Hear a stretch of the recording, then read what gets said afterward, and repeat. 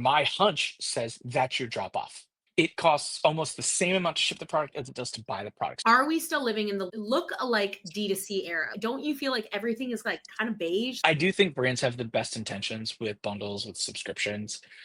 Everybody wants to move so fast. They want to just like get to where they're going so fast. If building brands were that easy, everybody would do it and Yeah. everybody would be successful. But we know that those two things are not true. Hey friends, welcome to Above the Fold podcast. I'm your host, Jess. We're going to be talking about everything in your customer's journey. You're going to learn things about customer experience, brand experience, and marketing secrets that help you drive your brand success. So stay tuned, buckle up, and let's get into the episode. It's recorded, by the way. It is It's recorded. it's gonna record now. Okay, we're live to my first after hours live on a live stream though, because I didn't do a studio this time, which I don't know if I love. But We'll find out. we'll see. Welcome back to another episode of After Hours. This is episode 10. And if you can't stick around for the whole thing, it will be repurposed later this week on my podcast, Above the Fold.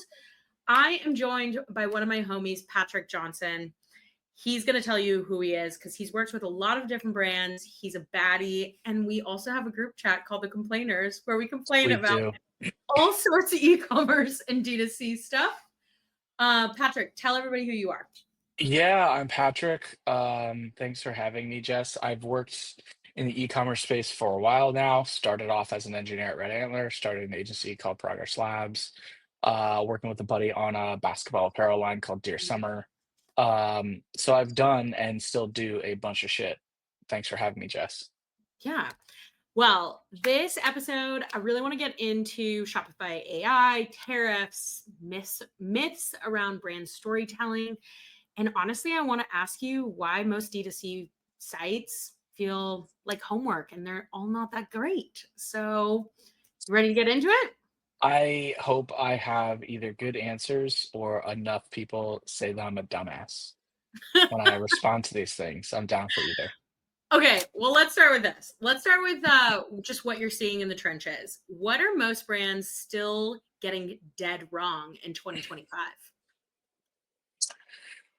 Oh, this is a big one. I We've know. got 6 hours, right? No, okay. Yeah. Um, I think the hardest thing, I'm going to say this in two ways. Way number one is I think too many brands are trying to be too many things at once. And then the opposite of that, which I think is also true, just in different variances, is that brands are trying to focus on one channel too much. So an example I'll give of that is I remember speaking to a supplements brand, large business, 50 to 100 million or more.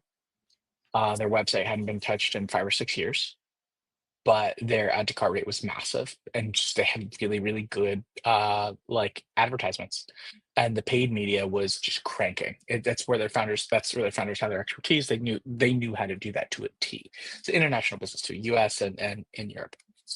Um, but the downside, so that's where that business is. And I'm going to make an assumption here because I don't know this part to be true, but I would imagine the downside here is when people don't ever see your website, it's a high likelihood that they probably don't have multiples of your products. They probably, if they came in through an ad for, oh, that's my dog. If you saw his butt run behind me. Um, if you saw an ad for a pair of socks and you bought them, the socks, because of the ad, and you've never been on that company's website, the likelihood that you know that they sell hats, sweatpants, hoodies, t-shirts, whatever, is really, really low. So that's an example of like where these brands take it way too hard from a category. And then I would say the opposite is true, where you see brands, they spread themselves really, really thin, everything in paid media, everything in retention. They try to have like the coolest, dopest brand possible, spend a boatload of time and money on packaging. Websites like, oh, it's got to be different, it's got to be cool, it's got to be interesting. It's a fine balance. It's like making a dinner. Um, you could spoil it by putting in too much of one ingredient. You can spoil it by not having enough like variety in the meal, right? If you just eat pasta with butter like a 4-year-old, it's also not that good. So Also, I think, butter is good. yeah, but if that's the only thing in the meal, it's not as great. Yeah. So I think that's where brands like it's hard. It's hard because um, I'm going to speak about DTC Twitter. Those Yeah. folks seem like, and again, just speaking out of my ass here, that they're looking for tactics from other people. They're like, oh, what is the highest performing brand doing? I just want to copy that. And there's some, I guess, reality in that, right? If Jess's super cool scrunchy store is the $1 billion scrunchy store, like what they're doing has to be working. But it doesn't mean that Patrick's really cool lollipop store can copy it to a T and it works. Yeah. I'll say this. This is maybe a hot take. I built Progress Labs built the original site for Jolie, the shower head company. I have no idea if it's still the same site. No idea. But like we did the original at launch version, and they had this like water quiz. You put in your zip code, and we hit an API, and the API gave us back like the water quality in that zip code.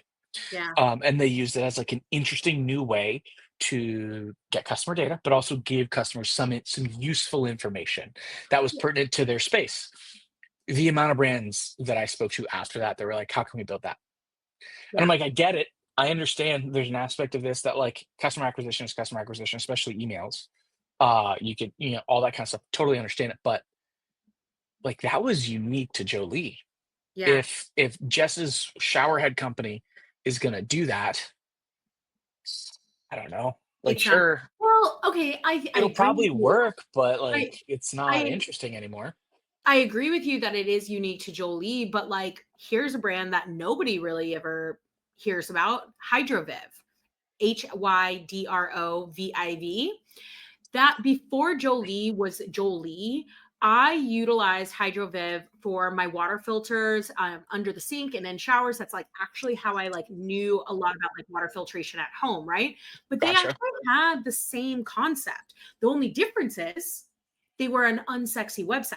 And I'll tell you one thing from a retention perspective, I still today use Hydroviv. Like I Really? still today. And I've lived in 3 different apartments now in the last like 4 years, and I'm constantly utilizing that subscription and I stick with it. And I'll tell you that like hooking me in was that quiz was like telling me about like my water source, but what I'm saying is like Jolie didn't necessarily do anything different, right? Yeah. So It, it's it, fair. it's just prettier. That's Well, really what it is. It just became um, prettier.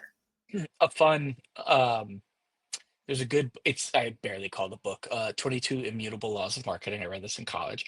But one of the thing like one rule is to be first to market. The other rule Yeah. is to be seen as if you are first to market. So Yeah. to your point, HydroViv could have had this sort of like Quizlet thing on their site first, but I would argue and say that Ryan and Arjun from Jolie are fucking smart. Ryan had Yeah. No, already they're fucking exited a really great. successful business, so he Yeah. said this is an awesome way to like tell our story and show people that we can help clean their water in addition to their pre-existing knowledge. At least Ryan from his business was, I think it was great. Whatever the men's shoe brand was. Yeah. That's one of these things where it's like it works.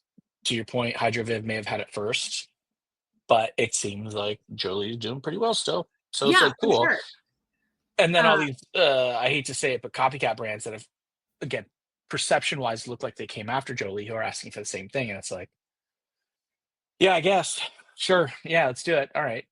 well, that The only actually like brings me to my next question, right? Like, actually, before we move on to that, Daryl in the chat is asking, "What's the name of that book?" Oh, where do you see it? What up, Yeah, Daryl? I'm gonna send a link. It's called 22 Immutable Laws of Marketing. Let's see great. if I can send. I'm sending Amazon. Can I do the chat? It won't let me do the chat. Okay, well, send it to me. You guys, we're just figuring all of these things out. Oh, This do is I have to be like live. logged into this thing? Whatever. I'm sending Jesse Okay, well, texting you. Daryl will send it to you after. Like, I will just text it to me and I'll send it to you. But Yep. okay, going back to what we were talking about, right? So that actually leads to my next question. In general, are we still living in the look alike D2C era? Like, what, don't you feel like everything is like kind of beige? Like websites are kind of the same. Like Yes. it's all the same 1,000%. thing. Yes. But I think I haven't thought about this as much, but I've thought about it a little bit. Being like helping people build websites, doing branding work, doing development work in e-commerce for as many years as I've done it. And also, I just look at a boatload of e-commerce brands across the board. We still are in the lookalike. What used to happen though is everybody went to Red Antler, Gin Lane.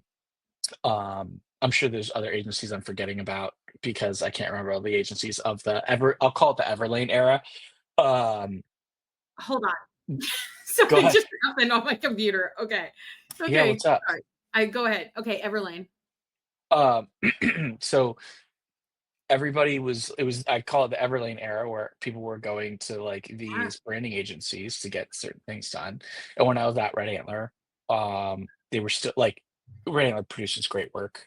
Gin Lane at the time produced great work. Um,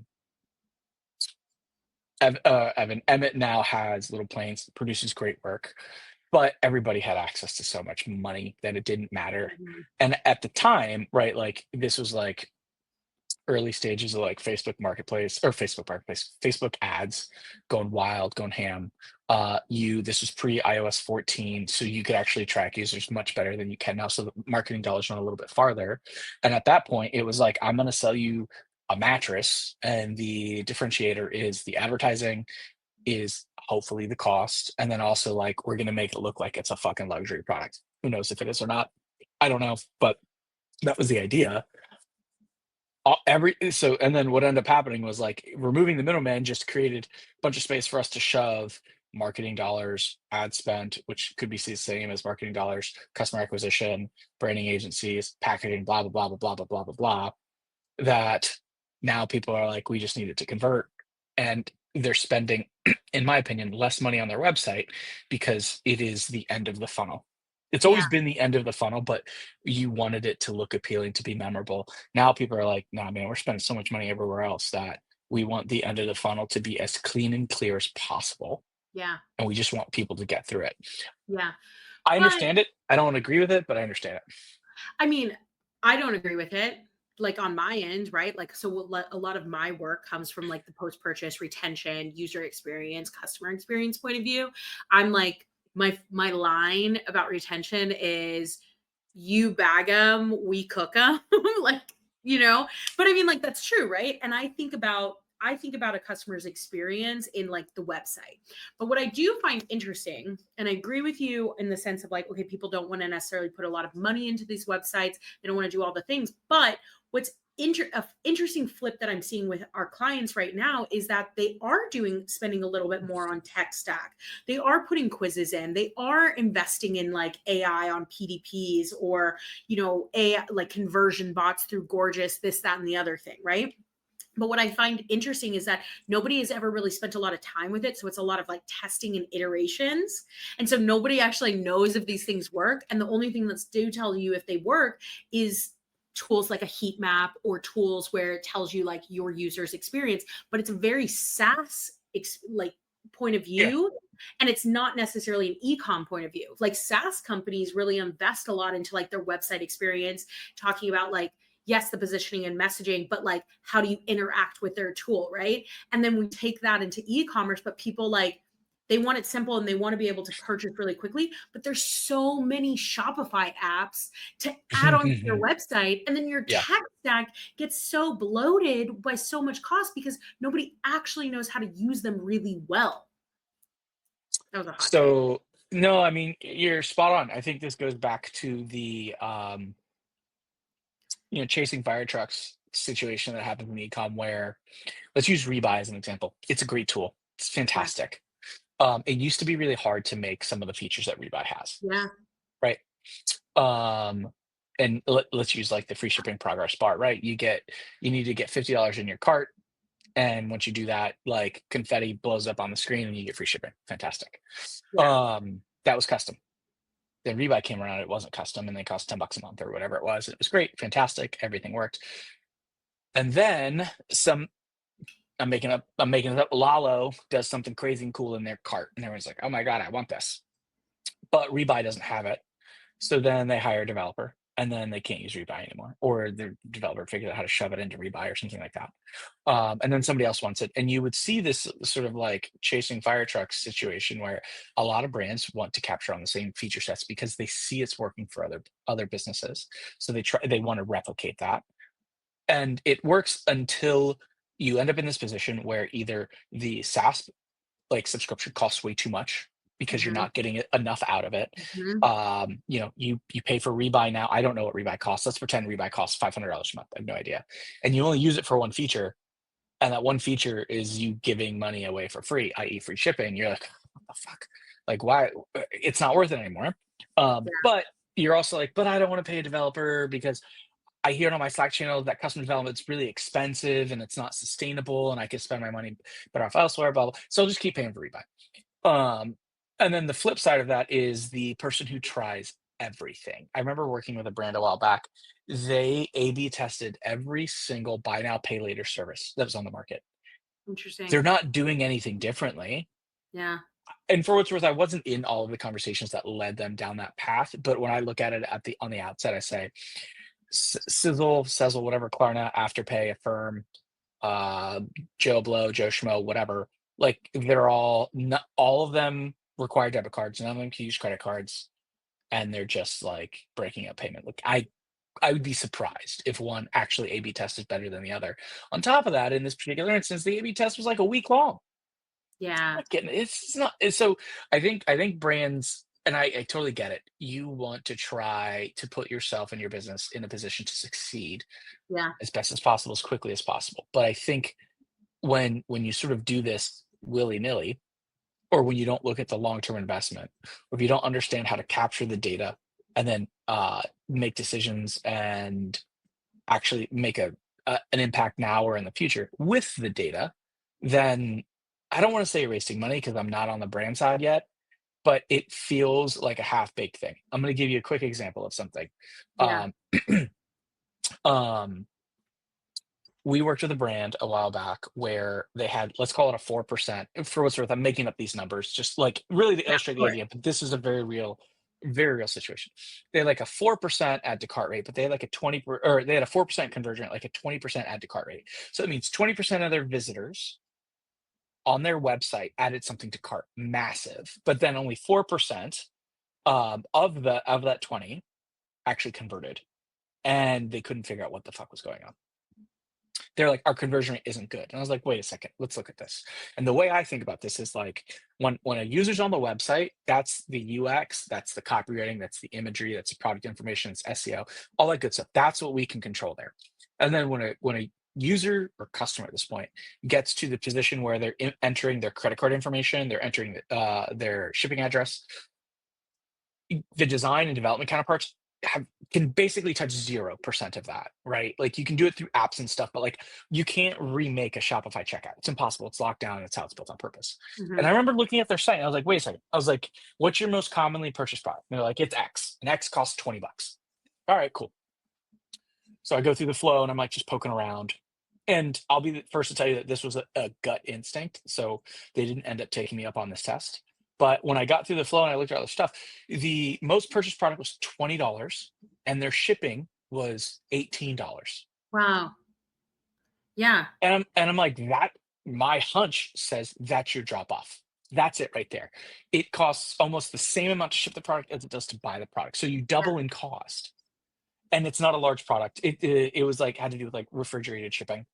So I understand why it was expensive, but I was like, the test I would run, I would increase the pricing, decrease the shipping costs, and see if you can do something there, or run a free shipping promo that is like not like obviously like $100, but something attainable, but like it's like primary product, maybe an accessory or two. Yeah. I Um, would even say like that, like a badging effect too, of like, well, exactly what like rebuy is, right? Like gain this, pay this, then you gain this, because it factors into the consumer psychology of like, oh, I can, if yep, I get a little bit more, just a little bit more, and then I'll yep, get free shipping. But you know what's so interesting? I'm working on the e-commerce side, and like now I just go into a website, and even though they might be offering me like, oh, spend $30 more and you get free shipping, and I'm like, nah, I'm good. Here's my $30. Take me out. Don't care, right? That literally yeah. just happened to me the other day. Um, Daryl with the hot takes, man. He said, that's why I say shipping is CX. And I agree with you, my guy. Oh yeah, Daryl. So, Yeah. okay, let's go. I want to talk a little bit about web dev because like that is like your bread and butter. No pun intended.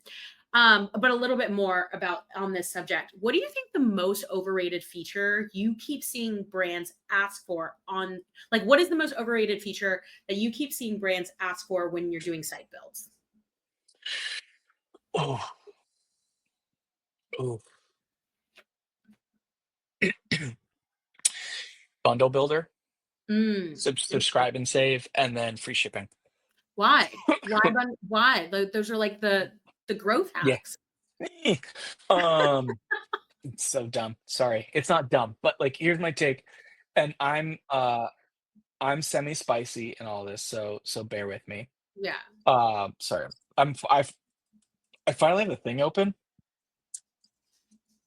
Oh, Daryl, I'm gonna get you that link. Um, No, I'll send it to him. I got okay, okay. yeah. So subscription brand, again, my take. When a brand has a product that is not initially of interest, or they have a product where customers typically buy one, or their average customer is a net new customer, Yeah. suggesting a subscription is only going to benefit the business, right? Well, It's for one of these sure. things where well, on paper you get recurring revenue, but often what'll happen is somebody will subscribe, they'll forget about it, and then they'll cancel, or somebody will subscribe and then they don't find the value because maybe the consumption pattern doesn't align with the shipping pattern. And they're like, I have too much, I have too many, I don't have enough, I don't have it when I need it, whatever. And I'm going to cancel. So I think you end up in the situation where brands do it because literally they're like, we have recurring revenue. This looks good on paper, or we'll get multiple, we'll get multiple payouts. Great, whatever. I would argue and say if you have a consumable product, subscription makes sense. But what might make more sense is like a starter pack, Hmm.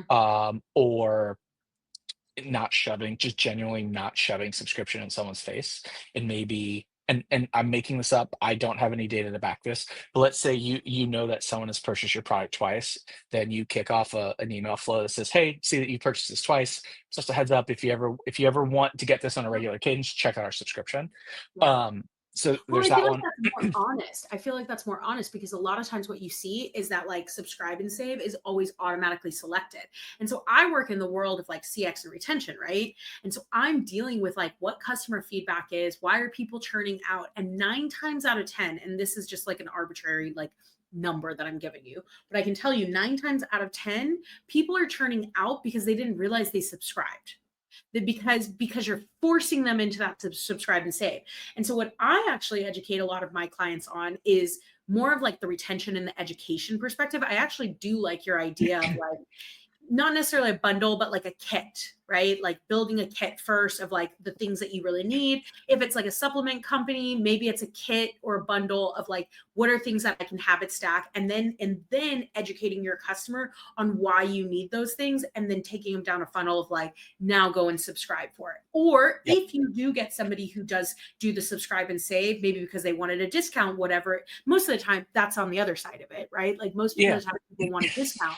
So I'm going to do the subscribe and save part. And I think that what you can do there is like educate your customer on, okay, great. You've subscribed and saved. Maybe you subscribed and saved for a discount, but immediately emailing them and being like, hey, here's your subscription. Here's how you modify it. Here's the benefits of it. And then taking them down a funnel, a flow of like educating them to keep them in the subscription, and not just doing like basic, like, okay, great, you got it. Okay, at 30 days, I'm going to remind you. No, like educate them on why they need to keep your product consistent. Yep. Yep. I think it's hard for brands though, right? Like, Yeah. as someone not on that side, I do also understand you literally stay alive by having people buy your product, Mhm. right? By generating revenue through purchasing. So any way that you can do that for a customer is ideal. Totally get it. So I understand why like toilet paper companies put subscription on their site. I get why a hairbrush company puts subscription on their site. But I also understand, like, here's an example. Let's say you buy seed, right? Everybody remembers that site, the pre or probiotic, whatever. Yeah. Let's say you buy seed on a monthly cadence. So 30 comes in a pack, but let's say it takes and so that means that seed would ship on the 30th day, and let's say it's a 3-day shipping timeline. So that means there's 3 days you're without your product, right? Mm-hmm. Because you have a 30-day subscription, you eat through all 30, on the 30th day, it sends it. So now you're on day 33, day 34, maybe even day 35 or 36 because weekends or holidays. So you've gone anywhere from 3 to 5 days without consuming seed. Not the worst in the world, but if you're someone who like really likes the product, that might annoy you. You might say, "Man, I wish they had a 27-day like Mm-hmm. I can still get 30 days, but bill me on the 27th day. That way it arrives here Mm-hmm. on day 31, so I don't miss out." The opposite's true, where like I worked with an alcohol brand a while back and they did a subscription. People originally subscribed to getting it once a month. This was like middle of COVID. Totally cool. Yeah. Um, but after a while, people canceled. They're like, "I have too much." Yeah. Because, we thought they would drink it like seltzer, but they really drank it like wine, right? Like, put it on their shelf, and they, like, took their time with it. And it's one of those things that, like and, that brand, their, sampler pack, best-selling product by far. Yeah. It was small. You can get them as gifts. You can get them for yourself to try it, and so that's one of these instances where I think the subscription is done for the brand's interest, not the consumer's interest, and it doesn't always work out. Right. Um, Bundle builder, that was the other one I said. I believe the same is true there. I don't. I think loyal customers want to build bundles, and I think regular customers just want to save money by buying multiples. Mm-hmm. There's a big difference there. We worked with a food brand a while back, and I don't recall how this conversation ended with them, but I was like, "Why don't we just have, like, a buy in bulk thing, where if you buy 5 pounds of your product, you get 20% off or 40% off, whatever." But then, like, the bundler, again, treat it as a sampler, you could also get the same discount, but really what we're talking about is messaging because, Right. again, you acquire a customer through an ad, through an email, or someone comes organic. Why the fuck would they wanna build a bundle? Like, they might know what it is, but, like, what's the bundle They're gonna not do for gonna. them? If Yeah. all a bundle is doing is you're getting 4, you pick which 4 you get and you get a discount. That's just an automatic discount in Shopify. Yeah. Put that shit everywhere. Don't do a bundle builder and just tell them you can get that. Sell pre-kitted assortments. That way you can also track that a little bit easier. Yeah. Analytics are a little cleaner. And then maybe test selling in like when I say in bulk, like larger Yeah. quantities. Buy Yeah. 10 and we'll give you 40% off or some shit like Yeah. that. Well, Um, I like that idea because it's kind of the Costco effect. Like you go to yeah. Costco because you're like a member of Costco, but like, and yes, and it like creates this like exclusivity. But on the other side of it, when you walk into Costco, you're ending up buying in bulk, but like you could be like I don't know, me and Alex, right? We're just like two people that like don't want no kids, and we're just go to Costco to like get our protein in bulk, right? Or whatever it is, right? But then we find ourselves at Costco also buying other things in bulk because it's there, because Yeah, I because know you're I'm there. going to get a discount. It's the psychology and like the Costco effect, essentially. Yep.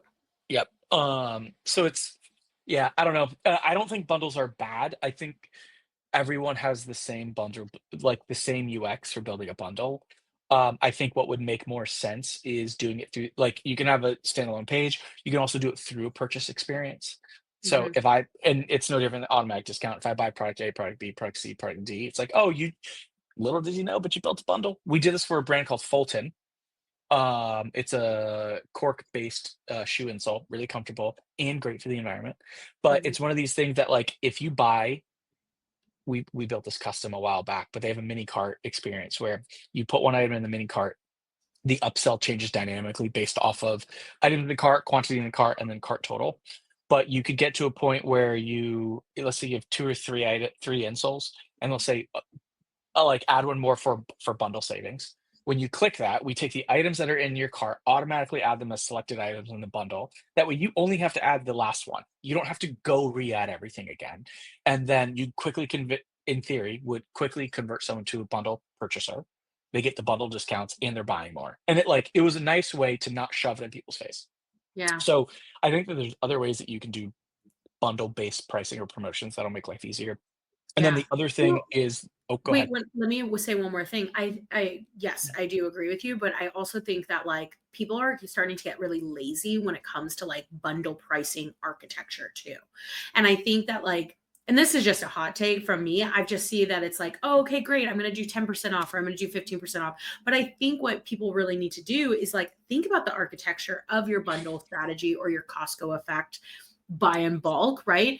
And build out a forecast model, build out models around it. Don't just assume that like, great, I'm going to do 10% off because I want to like raise my AOV. Like, go a little bit further on it and actually think about like your margins and your analytics around like what your consumers behavior is and like how much they will buy. And like if you just strategize a little bit further, I bet you'll be able to sell more. I think how do I say this in a nice way? Not to you or to anybody else, but just generally trying to be nice. I do think brands have the best intentions with bundles, with subscriptions. I do think it's worth being a little bit more cynical into those intentions. So it's not that somebody is or is not going to buy your subscription sunscreen. It's why the fuck would somebody like why? Why is this better to buy this on subscription for someone based in Maine versus someone in Mhm. Florida? Maybe you like, if possible, maybe you have different subscription cadences for locales and regions, right? Florida needs sunscreen all year round. Maybe Maine doesn't because you live in the forest. I don't know. But I think that there's a way that you can say, how can we build a framework that allows us to consider customer needs on a rolling basis that lets us create a more personalized experience? And I largely, Daryl, AOV stands for average order value. So, Yes. a website or an e-commerce store might have a gajillion customers, and the average order value is $50. So that means their average customer is buying about $50 worth of stuff. Global warming bundle. Yeah, exactly, Andy. Global warming Thanks, bundle. Andy, for Uh, entering the chat. yeah, that's the sunscreen one. But I like it's funny because we talk about personalization all the time when it comes to product recommendations. We talk about it when it comes to email marketing, text marketing, or Mhm. SMS marketing rather. We talk about it when it comes to A/B testing. But brands, I don't want to say they don't want to spend the time because I don't know that's true, but there are ways that you can personalize purchase experiences for brands. We worked with a skincare brand, think like shampoo, body wash, face wash, etc., where I was like, your quiz should ask someone what kind of activities they do, and the end result of that quiz should be a custom scheduled cadence for subscription. Yeah. Because somebody working a blue collar job might actually use more shampoo and body wash than the guy working an office job, a white collar job, whatever the fuck the opposite of blue collar is. Um, and it's not that you're going to sell more or less. It's that like you're going to sell an appropriate amount for the appropriate audience, and that might net out with a better structured like product. But like that's the level of personalization, right? And I just don't think like brands have enough time to do it. Everybody wants to move so fast. They want to just like get to where they're going so fast. But I agree with you. Again, I mean, you and I complain about these things a lot. So like yeah, Yeah, like don't look at our agreeing text with you chat. a lot. But I do agree with you. I think that that's like the level of personalization. It's not just saying somebody's first name. It's like literally thinking through who are my segments, who are my customers, how can I sell better to them? Because Yeah, it's not even just based on revenue. It's also just brand building in general. What makes Jolie Jolie, right? What makes like some of our favorite brands the way like those with the way they are? It's because of a level of personalization. One of my favorite brands, Daryl actually asked this in the chat, and it kind of goes with what we're talking about, is a brand called Go Pure Beauty. So I really like Go Pure Beauty because they like, yes, they utilize a lot of these tools like loop subscriptions, loop returns, all these things, but they're constantly pushing the envelope and trying to, how can you personalize the experience to get individuals to want to purchase their body care, purchase their face creams, whatever it is, right? And so they're doing like innovative things like taking that QVC effect of TikTok and actually putting that on their website experience. So then yep, you can have like live shopping on the website, and then a customer can go and purchase the face cream, right? Like yep. right then and there. But it's like you're not taking them into a different channel, you're funneling them into the experience of your website. And I don't know, I think it's just that's one of the brands that I like really enjoy, to answer to Errol's question, because I think that they're doing innovative ways of marketing and personalizing their services to their customers further than just being like, here's a quiz, let me match you. Yep. I've got a different answer for way different reasons. Two Okay. brands that I really like. I don't know how to fucking add this to the chat again. I'm sending them to you, Jess. The brand number one is Bandit. Oh, Bandit. Yeah. Yeah. Hold on. I'm in way over my head or your head. Just in way over your head. So this guy, I'm gonna put his IG on here. So the everybody loves Bandit, and that's totally fine. I think they do a great job of storytelling. I'm not speaking for them, but the vibe I get from them is that they're not necessarily trying to do everything that scales, Mm-hmm. right? Like the Dialed series that they have on the site to follow a handful of people, one person over a period of time is not scalable. It's Yeah. probably costly. This looks like it's very high quality content. So I suspect that it takes time, that it costs money, and you can only get, right? Like, how much time does it take to get 15 minutes of documentary footage? Probably a lot, but it works so well for their audience. Or if you guys remember I think it was called Unsponsored series that they did. Yeah. So, right Bandit running. during Daryl. yeah, Bandit. Bandit Yeah. Running. Exactly, Daryl. So like unsponsored, when they did that, where they were like all these athletes that aren't sponsored, but they would normally have to wear Nike kits because it's the Olympic qualifiers at Nike. They're Yeah. like, we'll just let you wear all black. Don't even have to wear like our logo's not gonna be on anything. Or it was either that or what they said is wear ours, it'll be black, there'll be a small logo, but we'll give you money. And if you get a sponsorship by one of the big dogs, we'll let you out of ours real quick. Amazing. Super fucking cool. Yeah. And, again, niche, like the running Olympic trials, I don't think that they were broadcast 8 p.m. on Saturday night on ABC. But like Yeah. if you're in the running space, you are watching. It's really fucking Right. cool. Yeah. In Way Over Your Head is a totally different one. If you look at this guy's site, it's not trash, it's very clearly a template. Um Everything actually it's a password protected site at the moment. But all of the stuff that he does is custom. Mm. He comes up with a design. It's all like nostalgia niche basketball stuff, Mm-hmm. and he puts it on obscure like thrifted shirts and other apparel. But 32,000 followers. His stuff sells out in minutes. A lot of people in the basketball space will want to do collabs with him because his audience is just like really, really committed to this style and an aesthetic and like this like vintage or nostalgia driven approach to like sports related apparel. It's fucking this guy shit's awesome. Yeah. I own Well, he's got a Penny Hardaway one. Oh I man. mean, it's like creating that brand within a brand, but it's also like creating that sense of community, which is one of the questions I was actually going to ask you, because as you grow Dear Summer, right, and you're taking that banded approach, you're taking like that kind of like very like beautiful creative on your website, and Mhm. everybody should go check it out because I was looking at it today, like your basketball video. I love it. But do you think that community is still a growth lever, or do you think that brands look at it as just a buzzword? Because like what you're describing are growth levers, but I don't see enough of the community aspect. I just see people talking about it all the time.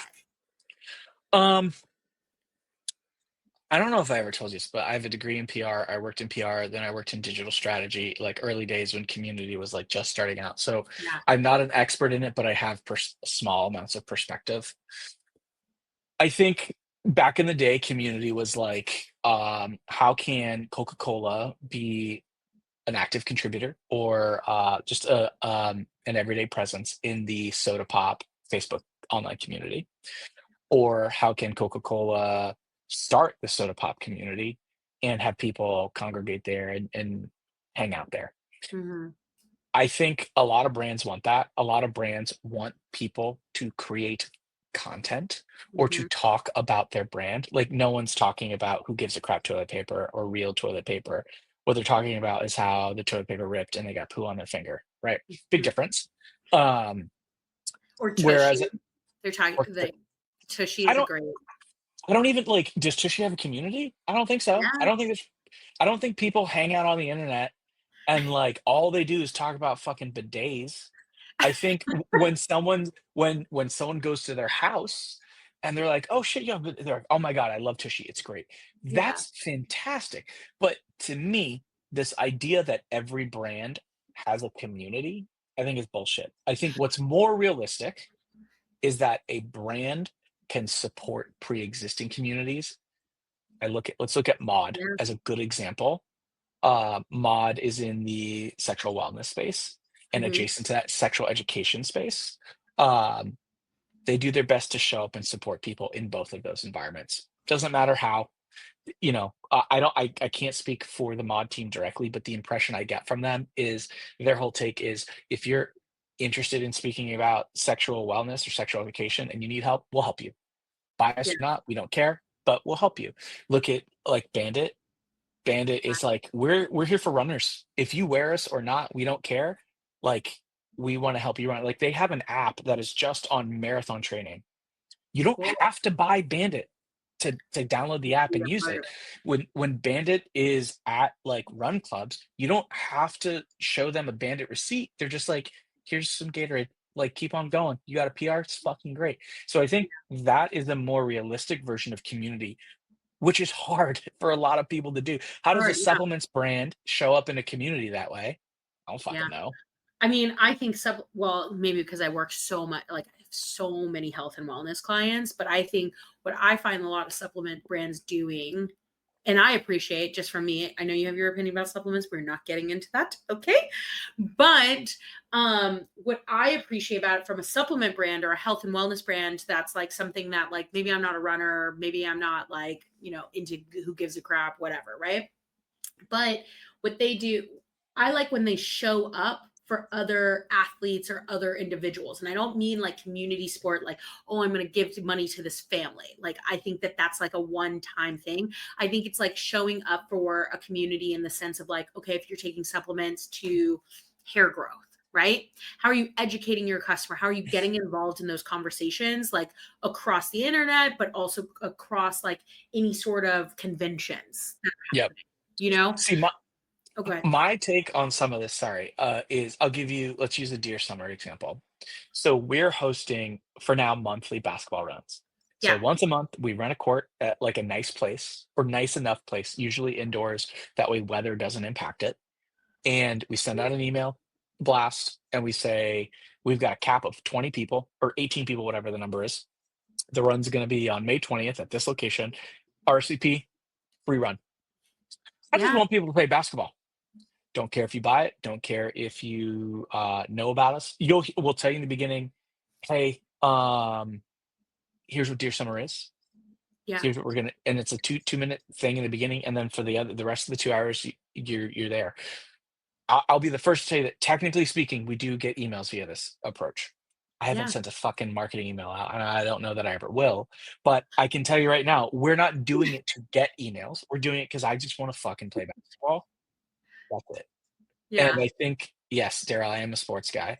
And But the I Whitney so Houston oh doggy. yeah, and the Whitney one. So my take on a lot of this, so let's use a supplements company. What happens if a supplements company just says, "Hey, one of the supplements we sell, there's a lot of nonsense on the market." Mhm. So, and there's troubling content, there's a lot of people going right or going left on this one. We're gonna contribute money towards a research study. That way we can finally figure it out. And if our product isn't where it needs to be, we're gonna change it. Yeah. They're not gonna Yeah. do that. Yeah. How Totally. how do you how do you show up as a brand and support a pre-existing community without having to be the focal point? If brands do that, I mean, Outdoor Voices did that. Their whole thing was like, go outside and have fun. You know what I Mhm. mean? And they're like, come do yoga. Like we're hosting yoga shit. And then people started wearing the Outdoor Voices hat. And then like it became a thing because it was so deeply ingrained in that world. But the impression I got from it was that selling the product was a byproduct of community building. It wasn't the goal, but oftentimes I see people treat this as the goal. Yeah. I agree. I agree. Okay, let me ask you. So let's switch gears and let's not talk about community, but I do agree with you and I do agree with those approaches. But I'm really interested in like when we talk about like brand strategy and brand building, for instance, a lot of people want to talk about the founder story. And I'm starting to get into like I actually was a strong believer of the founder story is really important and all these things. But there's founders out there who like don't want to be in front of the camera or they don't want to make it about them. What is your take on like founder stories and founder story and brand storytelling specifically? Because as I Um, want from your opinion of growing Dear Summer. well, I struggle with this a bit, right? Like, could we easily do that?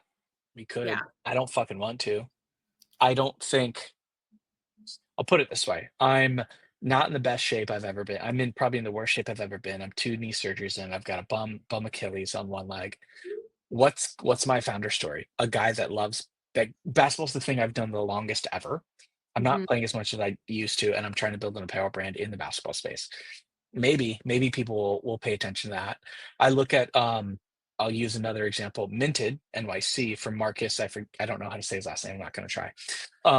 His content's great, but it's because he is so deeply enmeshed in the running space. Mhm. And a lot of his content is geared around him running or like him and his I think his brother and like maybe some of his colleagues. But what happens if they don't run? And I don't know, and I'm not knocking them. Like they'll figure it out. They're doing great. But so my take on this is that like when you do founder led stuff, if the founders life changes, role in the business changes, if Mhm. their interests change, what happens Yeah. when Jess, the founder of Jess's toilet paper brand, spends all her time talking about toilet paper, and then you have a kid, Yeah. and now you don't have time to make content. I mean, this is YouTube creators, right? Like when Yeah. they No, get burnt I'm out, just what happens? It's not much different, right? yeah. I'm not saying it's bad, but we're adding more variables to the mix. My Yeah. take on some of this, let's use. Sorry, I know I'm rambling. Let's use Bandit. Nobody knows who the founders are. I know of them because I dug into it, but like all of their content are on runners, not the founders, and they seem to be doing fine. I think it just depends on what you want to do. I don't personally think it is an overly flexible approach. I think it actually digs you into producing content, finding a style of content, like posting regularly or somewhat consistently, and then if shit changes in your life, I hope it works. You know? Yeah, I mean, you're totally right. Like that's where exactly where my head is. Because I mean, like you know this, but anybody listening, like where I come from like was Feastables, right, Mr. Beast. And I'm not bringing up like Mhm. Feastables, Mr. Beast, like specifically because I like don't want to get into some of the Mr. stuff. Beast, Mr. Beast, Mr. Beast. Yeah. But since then, like I've started working with a lot of creator brands. That's very specific in like my niche of like who I work with. An influencer, some sort of creator, something. And I've seen it time and time again where a brand depends on that founder story of that creator. And then Mhm. the creator gets bored because your content shifts. You're like, even for me as like a small time creator, okay, my strategy for my content has shifted over and over and over. Um, and sorry, there's questions coming in. We're going to read some of these. But my point is, though, is that I think as the creator and that founder story, right, that person's like, they change over time. Like, look at a lot of these like YouTubers who are coming out with a lot of like products, right? Like some are flops, some work, some don't. Mhm. It's really also some really hard, truthfully, getting the creator to invest in like doing any of the marketing for it because if they're not attached to it, then all you're doing is attaching to that story, and then where's your relevancy of your brand as it sticks out on its own, you know? Yep. Yep. So I think it just says LinkedIn user. So if you're anonymous, show yourself. I think they're not wrong in this perspective, but I think it's a similar mechanism that can succeed or fail in similar ways, right? To my understanding, Jess, you know this better than I do. Yeah. If I start a brand and I'm selling, I don't know, peanuts, and I want to bring a celebrity on board, I'm giving them a portion of the equity. I'm paying them whatever. There's a contractual obligation, Yeah. but their life gets busy, or let's say it's Pedro Pascal, and now all of a sudden he's the most popular fucking movie star out there, Yeah. and he doesn't have time to post, or he's no longer interested, or the duration of his contract has expired, right? Like he still owns equity, but he's not required to create content anymore. I think you still run into issues. It's I don't know. I think all of it is hard when you try to use these things as mechanisms to jump to the front of the line. Yeah, But I agree. if you're building a resilient business, so um I can't think of any that are resilient off the top of my head that have done Glossier. Let's use Glossier. Glossier Started is a off great as a example. started off as a blog, right, into the gloss, then became e-commerce, then and always, to my understanding, always maintained its sort of position of being unique. Um, their retail locations are very unique. Then they did the website redesign, and everybody and their fucking mom on DUC Twitter was like, "This isn't gonna convert." Bleh.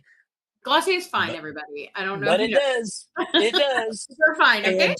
And for what it's worth, they probably take advantage of some of these marketing things that we're saying are stupid. But what I'm getting at here is that like they grew in a way that, to me at least, looking at it in recollection, feels like it was a little bit more organically grown versus starting a business today. Someone says, "I'm going to start a headband business. First thing I'm going to do is and they say it like it's easy. First thing I'm going to do is I'm going to partner with a celebrity, or I'm going to partner with a creator, and then we're going to do this, and then we're going to do that." And it's like, to put it bluntly, if building brands were that easy, everybody would do it and Yeah, everybody would be successful. But we know that those two things are not true. Everybody doesn't do it. Everybody who does isn't successful, yeah, regardless of tariffs or any external thing. So it's fucking hard. And yeah. if you do it to try to jump the lines, I think you're going to get bit in the ass eventually. Yeah. Well, okay, so Larry, that's the LinkedIn user, actually has a really Uh, good point here. It says that's why brands hire these influencer celebs to be the face because they worry they don't look like their ideal customer, but sure. it's a lot cheaper to be founder led. And I think authenticity sells products better. I do agree with that point. I do agree with that point. It's like if But you're is it building something not to jump the line necessarily, and you genuinely have like the interest and the integrity and the brand love of it, then that makes sense. But if you're just can trying to be like a founder who's I like, challenge this though? what? Is it authentic if you hire a salesperson? Yeah, I think so. Why couldn't it I don't be? think that is, because You, you're literally paying someone off to sell for you. yeah, but like, what if you want to grow and scale and you want to go into retail? Like, what's wrong with hiring a salesperson? As long as they, Well, but that's but a whole hiring other thing. hiring a regional salesperson is different Mhm. than hiring Angelina Jolie. And by hiring, I mean giving her equity and paying her. Yeah, That's what I'm getting at. So yeah. for what's worth, I don't think it's wrong. I think what happens in today's world is Joe Blow gets on a podcast and talks about how they got to be successful, Oh, and they Joe Blow. overlook what's that? I'm calling you Joe Blow because you're on my I'm not podcast. successful, but I'm not successful.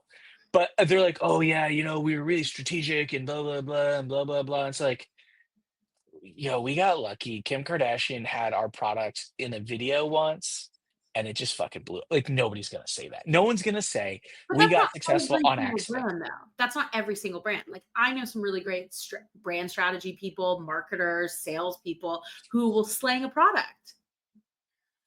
Yeah, I like those people. I oh, what I'm saying is, I don't think there's anything wrong with doing any version of this, but the when people are disingenuous about their rationale or disingenuous in explaining what it is, that's when you start getting into these situations. And I'm gonna come back to something else really quick, where everybody and their mom has a free shipping progress bar because Yeah, someone said that's why we're successful. That's not why you're successful. fair. There's a thousand other things that go into this. There's, market economics, there's cultural, let's call it economics. They're not economics. There's a lot of things that make Jess's candle brand successful, and it's not the free shipping thing. Yeah. I mean, okay, yes, I agree with these points, those points for sure. Like the little tactics that everybody is using for growth levers, I agree with you. I think it's the brand integrity, the brand story, the brand strategy overall. And I don't just mean like positioning and messaging. It's like staying really true to your ICP, your ideal customer profile, staying really true to like why you are growing your brand and you even went to the market in the first place, and then your entire marketing strategy. Yeah. Um, Daryl said, "Are you going to use salespeople with your company?" No, because we don't have any money for that. But also, that's like to put it bluntly. So we're doing apparel. The early stage is going to be ecom, which is like that's what we can do.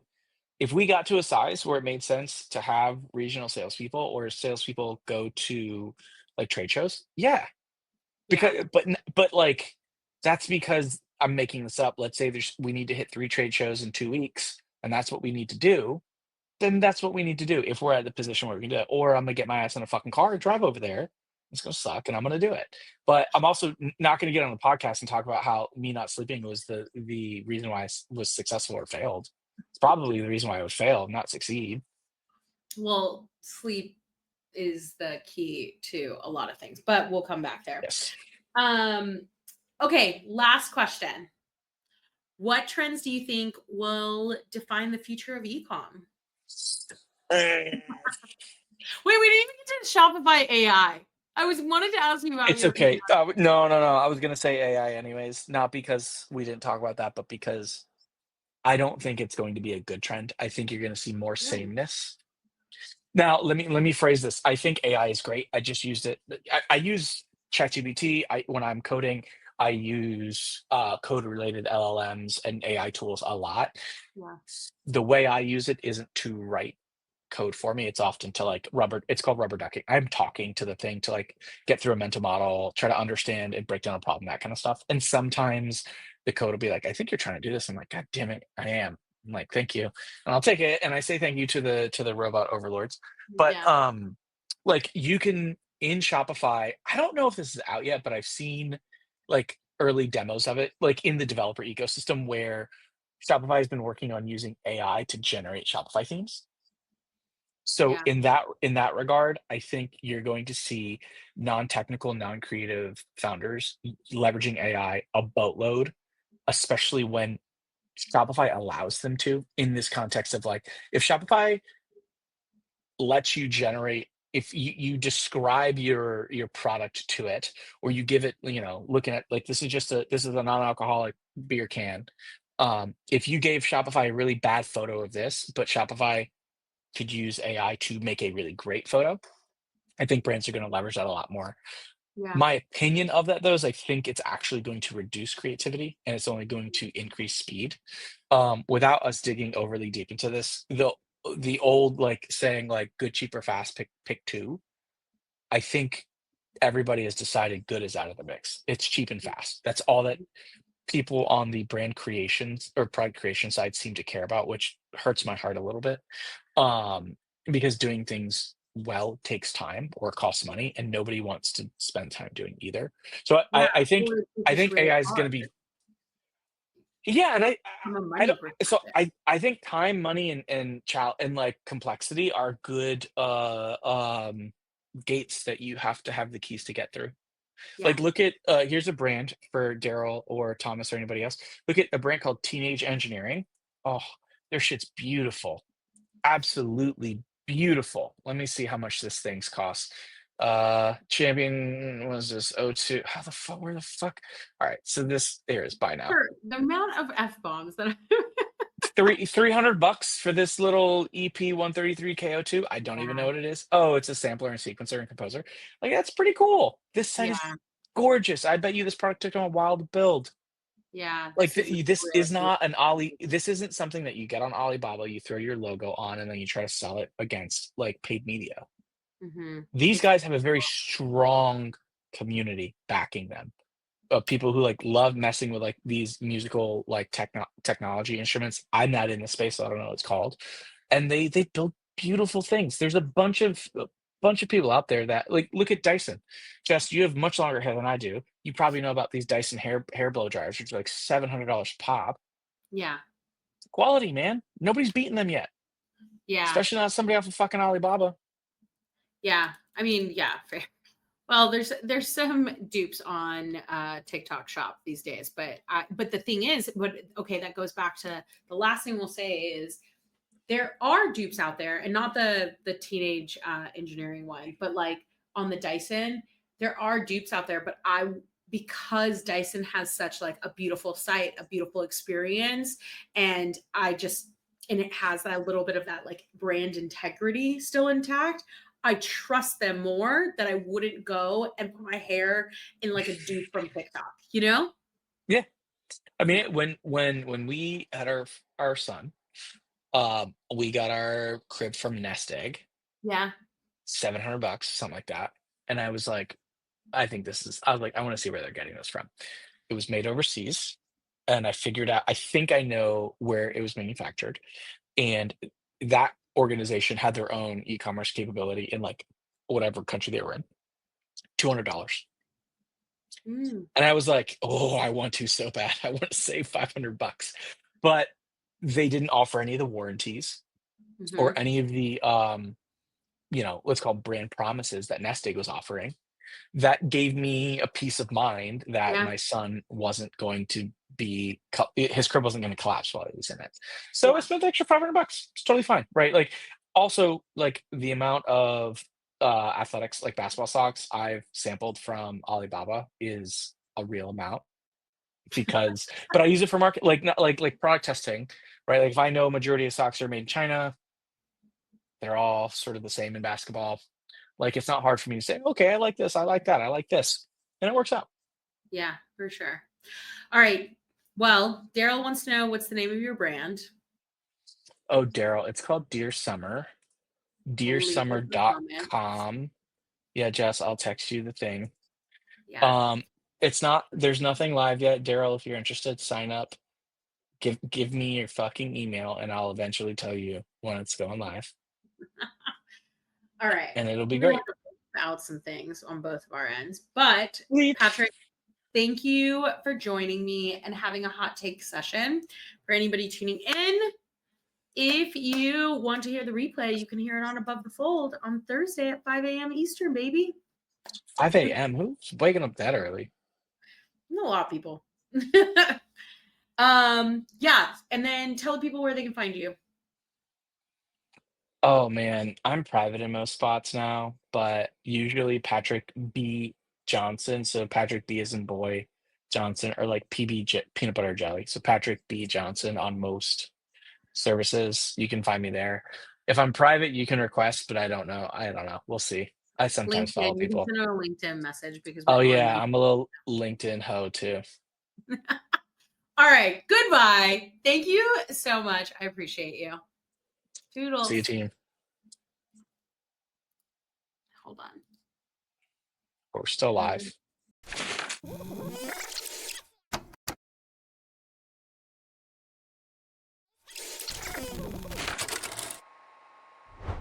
Dang, we've made it to the end of the podcast and you're still here. So thank you so much for listening to Above the Fold podcast. For the best of this episode and every episode, be sure to follow us on Instagram and my YouTube channel. And for deeper dives on the secrets to brand success, don't forget to subscribe to my weekly newsletter, Sunday Postcards. All right, my dudes and gals, see you next week.